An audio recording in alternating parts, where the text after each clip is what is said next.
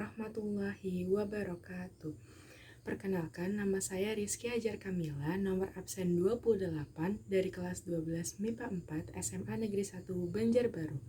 Pada video kali ini, saya akan mengulas sebuah novel yang berjudul Sang Pemimpi.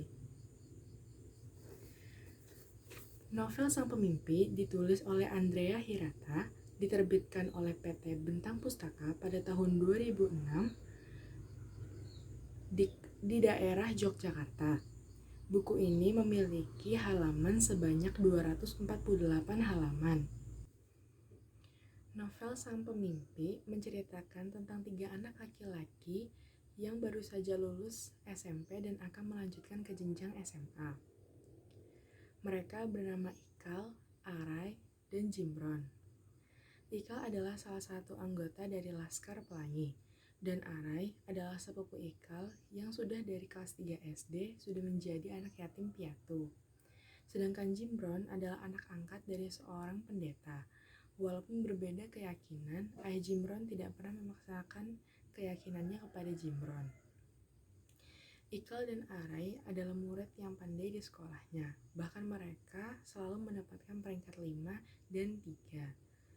Sedangkan Jimron, murid yang gemar terhadap kuda ini, memiliki kepandaian yang biasa-biasa saja, malah menduduki peringkat 78 dari 160 siswa.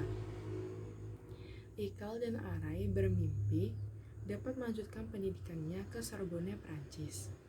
Mereka kagum dengan cerita kepala sekolahnya, yaitu Pak Balia yang sering menyebut-nyebut tentang negara tersebut. Mereka menjadi kuli ngambat mulai pukul 2 dini hari hingga 7 pagi. Kemudian mereka harus bersekolah. Itu adalah salah satu cara agar mereka dapat melanjutkan pendidikannya ke Sorbonne, Prancis. Setelah Ikal dan Arai lulus SMA, mereka memutuskan untuk merantau ke Pulau Jawa, yaitu kota Bogor. Sedangkan Jimron memutuskan untuk menjadi peternak kuda di Belitung.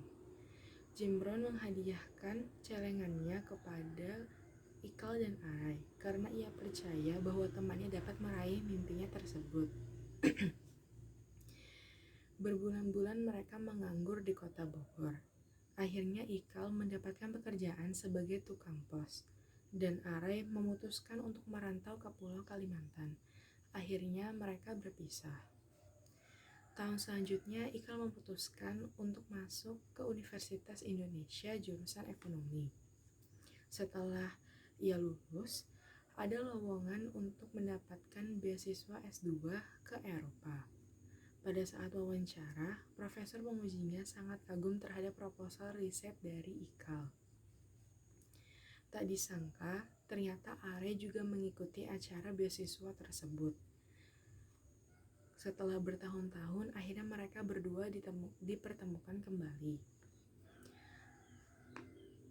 Proposal riset yang diajukan oleh Arai juga sangat mengagumkan. Akhirnya mereka berdua memutuskan untuk kembali ke Belitung, kampung halamannya. Setelah beberapa waktu kemudian, mereka menerima surat penerimaan beasiswa.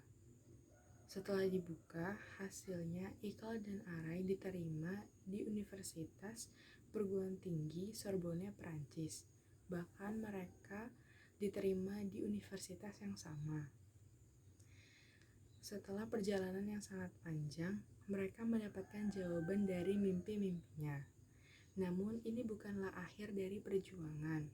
Tetapi di sini Ikal dan Arai harus lebih bekerja keras dari mulai mimpi ini dan siap untuk melahirkan anak-anak pemimpi selanjutnya.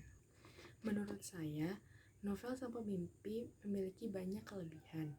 Dimulai dari segi bahasa yang membuat para pembaca merasa di dalam cerita tersebut.